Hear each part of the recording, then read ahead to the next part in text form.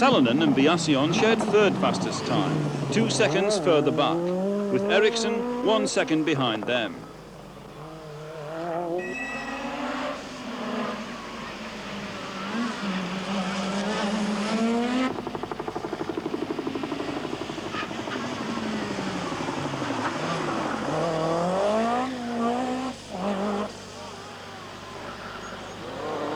There was then a huge gap of 7 seconds to the first local, Malcolm Stewart in his Audi Quattro.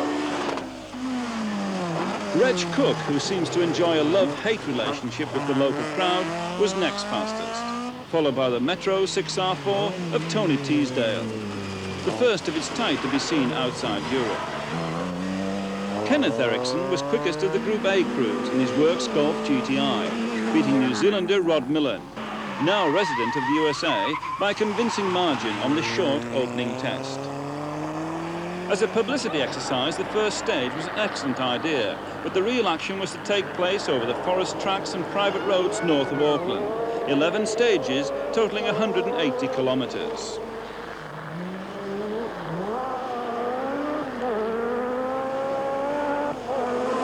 The third stage through the Wood Hill Forest Complex saw Marco Elaine and Juha Kankinen share an equal fastest time. Kankinen, very much the man on form at the moment, had beaten Elaine by 10 seconds on the previous stage, and it looked as if a battle royal was about to develop.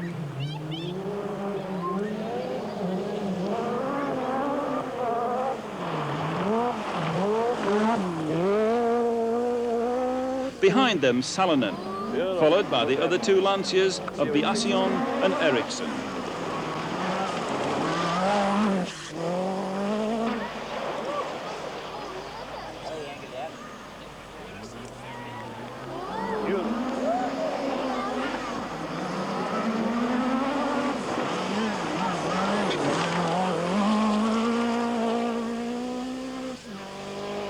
Fastest local was Allport, obviously more at home in the forests.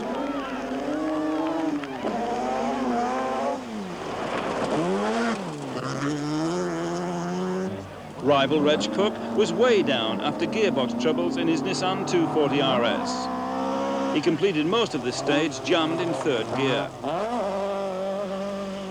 Rod Millen in the four-wheel drive Mazda 323 took fastest time in the Group A class, beating Ericsson's Golf by 2 seconds.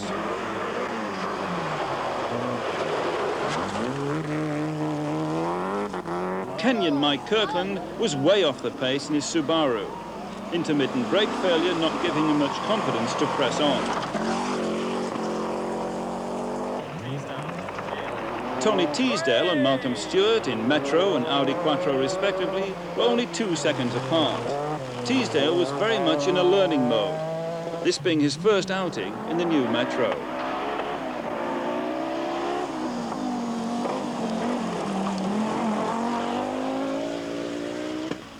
For Rudy Stoll, it was to be the start of a frustrating rally. The engine in his Audi 80 Quattro had blown the day before the start. A standard engine from a showroom car with much less brake horsepower being his replacement. Lancia service after 4 stages. Their cars received routine maintenance. No major problems so far. Gravel, and Marco Elaine is the new rally leader, having taken 14 seconds off Kankinen on the previous stage. He also beats him here by 2 seconds. Biasion takes third quickest time, followed by Salonen, who surprisingly drops 15 seconds to Marco Elaine. Way back is Ericsson, following a time-consuming spin in mid-stage.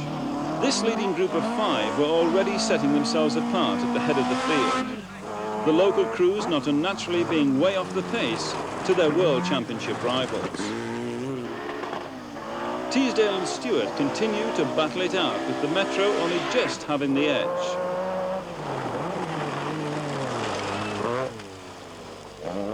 Rudy Stoll is just outside the top 20 at this early stage, whilst Allport lies in the top 10 in his raucous-sounding Mazda RX-7. Proving his following, many spectators leave as soon as they've seen him safely past. Sadly, the Works Group A Subaru team of Kirkland, Tundo and Vaughan were all withdrawn at the end of the first leg, after a mechanic was killed in a road accident involving one of their service vehicles. As the light begins to fade on the first day of the rally, Marco Lane comes through as rally leader. The gap to second place Kankkunen by the end of the first leg, only 10 seconds. Behind them, the Lanciers of Biasion and Eriksson. Salonen languishes down in 20th position after competitor number 33 ran into him on a road section, destroying the rear of his car. He collected 26 minutes of road penalties, whilst repairs were carried out. Fifth place and first local was held by Stewart in the Quattro. Lanciers and Peugeots are only separated by 3 seconds. They don't overtax themselves on this stage, but nevertheless give the bedraggled crowd value for money.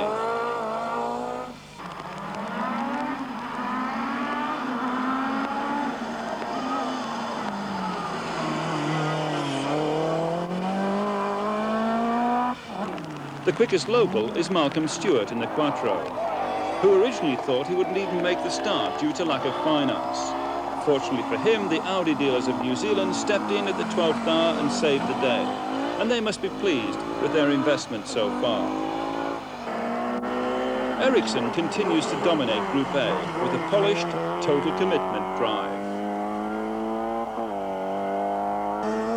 Allport gets a little twitchy coming out of the hairpin, but still beats Teesdale's Metro by a scant 1 second.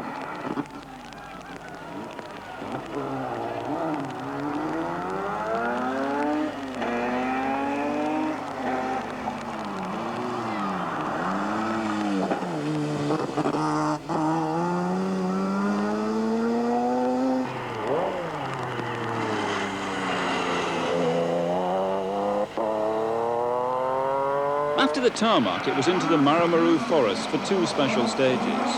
Alain and Kankkunen had been swapping seconds since the restart. And on this stage, Alain took 7 seconds off his rival to lead by 11 seconds overall.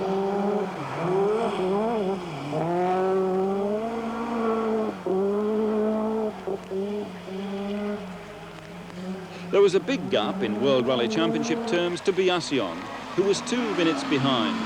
He was followed by teammate Eriksson, who was a further 3 minutes in arrears, but coping very well and on his second outing in the Lancia Delta.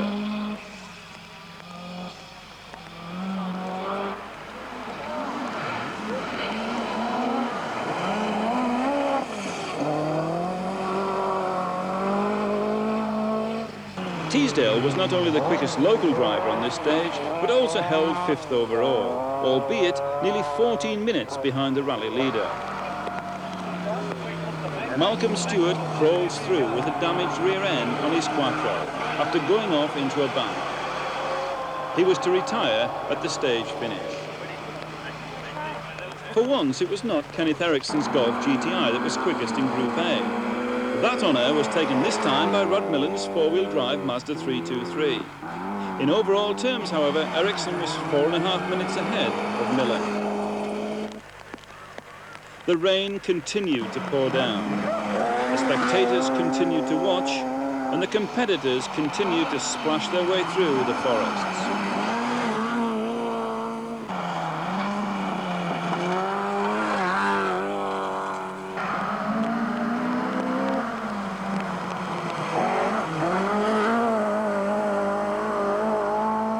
More tarmac stages were introduced to the New Zealand Rally this year, and a group of these were in the Cambridge area, followed by a last couple of forest tests before the overnight halt in Rotorua. The 3 Lanciers took 1st, 2nd and 3rd on this particular stage, Alain extending his lead to 17 seconds over Kankkunen.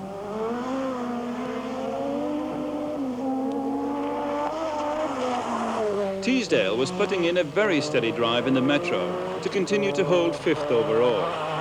Allport had fallen back and was in 8th position, and rival Cook was just ahead in 7th place. 6th overall and 1st Group A, you've guessed it, Eriksson's Golf. The 3rd day of the 1986 New Zealand Rally, totaling 150 kilometres, was to prove exciting.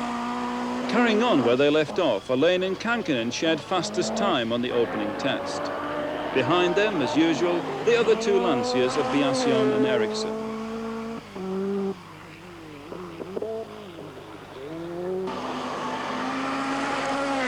No one had had any real problems on the event so far.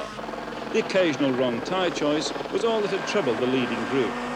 Save, of course, Salinen's accident. He set fastest time on this stage as he fought his way back up the leaderboard, and he now held 11th position. Teesdale and Allport continued to swap seconds, the Mazda driver gradually closing the gap on his four-wheel drive rival.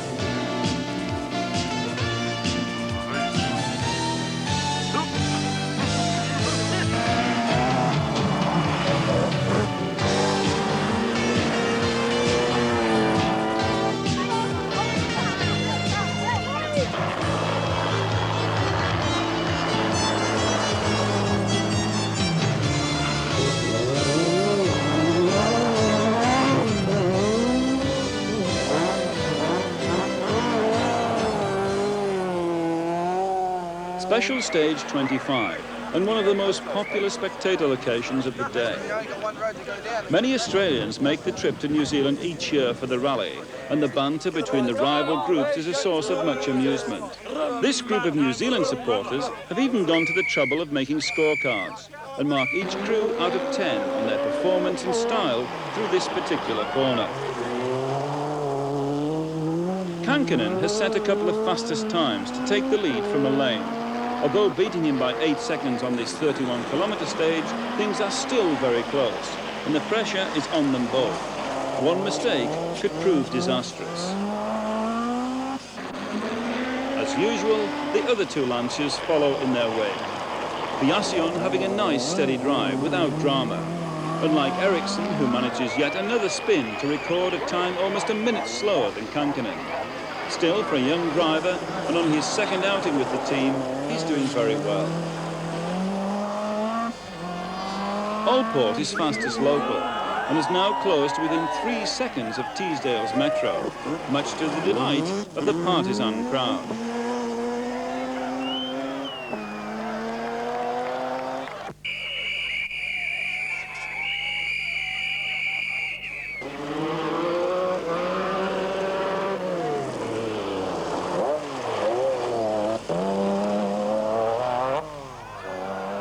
Reg Cook, meanwhile, is plodding on, well off the pace of both the leaders and the leading New Zealanders, and the crowd respond in typical fashion.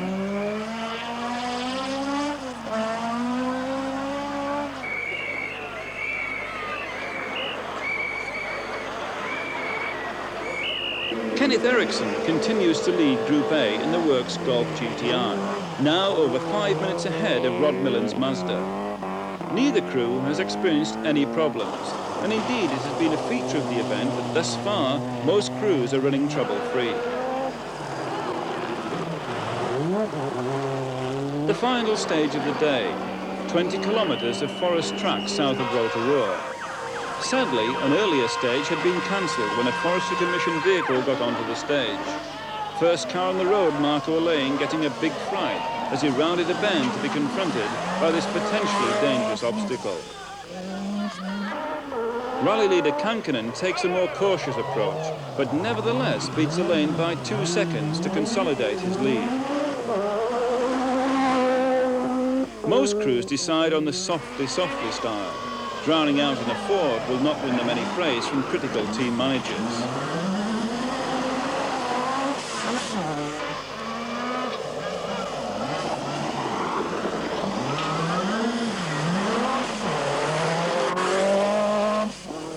Despite taking it very steady, Teesdale's Metro only just makes it through in a cloud of steam and spray.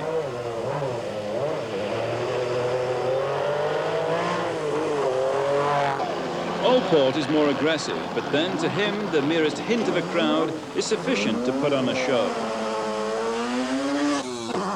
Reg Cook wastes absolutely no time in blasting his way across the ford, as indeed does a late-running Timo Salonen, who has made his way up now to 5th place, and also takes fastest time on this stage.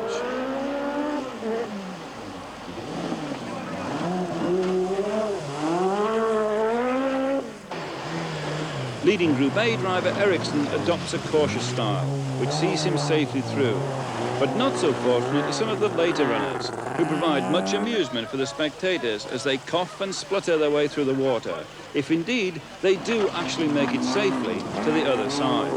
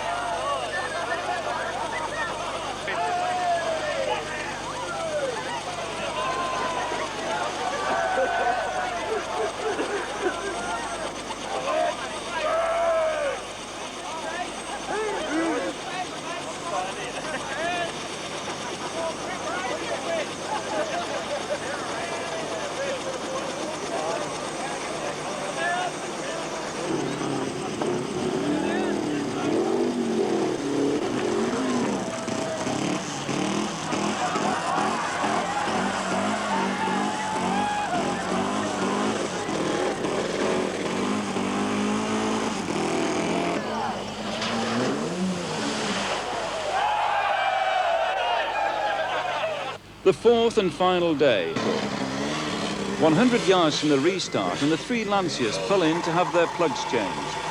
Special plugs were fitted prior to the overnight parc fermé to help with the cold, early morning start. For Lancia and Marco Alain in particular, however, there was no doubt who the winner was going to be. Juha Kankkunen and co-driver Juha Purnen took fastest time on the first stage of the day by 21 seconds. And on the second by 15 seconds. Alain was demoralised. For the others, it was just a procession to the finish, avoiding any last-minute dramas.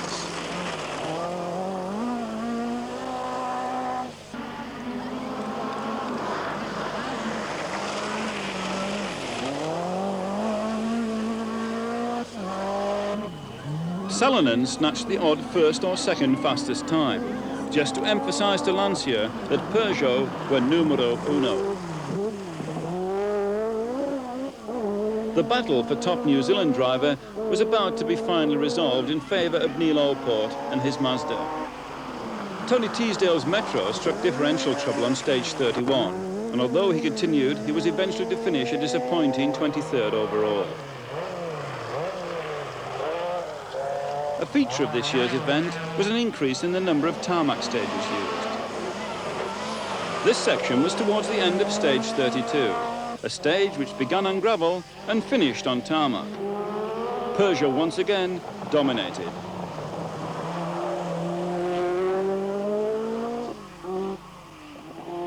The final stage of the rally, and of the 52 original starters, 40 had made it back to the finish in Auckland. 7th overall and first Group A, Kenneth Ericsson's Golf GTI. 6th and first New Zealander, Neil Allport and the Mazda RX-7. Timo Salonen fought his way back to 5th, but even without his first day dramas, he doubted whether he would have beaten Kankkunen on the day. 4th overall went to Mikael Eriksson after a steady drive, enlivened by a couple of spins. 3rd to Biasion, who had no dramas of any sort to report. Whether Elaine was happy with his second place, yet again, was doubtful. And he must be wondering when, if ever, his luck will change. Definitely not wanting his luck to change is Juha Kankkunen, who has now opened up a commanding lead at the head of the Drivers' Championship table. New Zealand proved that Juha has reached a new level of maturity, being able to cope with the pressures and to take the lead from Elaine, and then, when it mattered, turn the screw to further increase that lead.